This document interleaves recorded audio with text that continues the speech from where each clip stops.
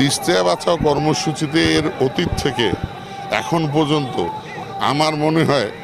যে যে কর্মসূচিগুলো আমরা পালন করছি সেটা উল্লেখযোগ্য কর্মসূচি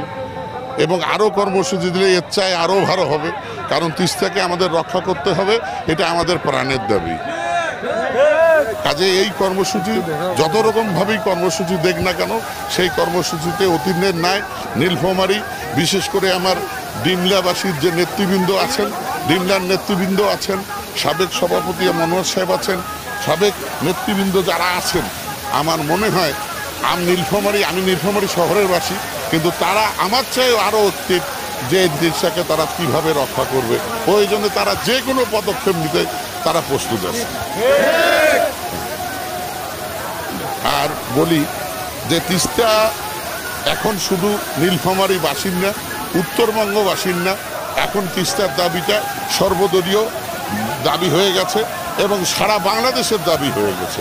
এবং আমরা চাই তিস্তা এই যেটা আমাদের জোর দাবি, তিস্তা মহাপরিকল্পনার যে বাস্তবায়ন এই সরকারের আমলে শুরু হবে। এই জন্য এই সরকারকে যত রকম সহযোগিতা এবং তিস্তাকে রক্ষার জন্য যত রকম প্রয়োজন আমরা সেই পদক্ষেপ আমাদের নেতা তারেক রহমান, শাহরিন ইসলাম চৌধুরী তুহিন, আসাদুল্লাহ দুলু সকলের নির্দেশে আমরা যে কোনো মুহূর্তে যে কোনো আহ্বান আমরা সেটা সন্তোষজনকভাবে পালন করব বলে আমি মনে করি। ধন্যবাদ।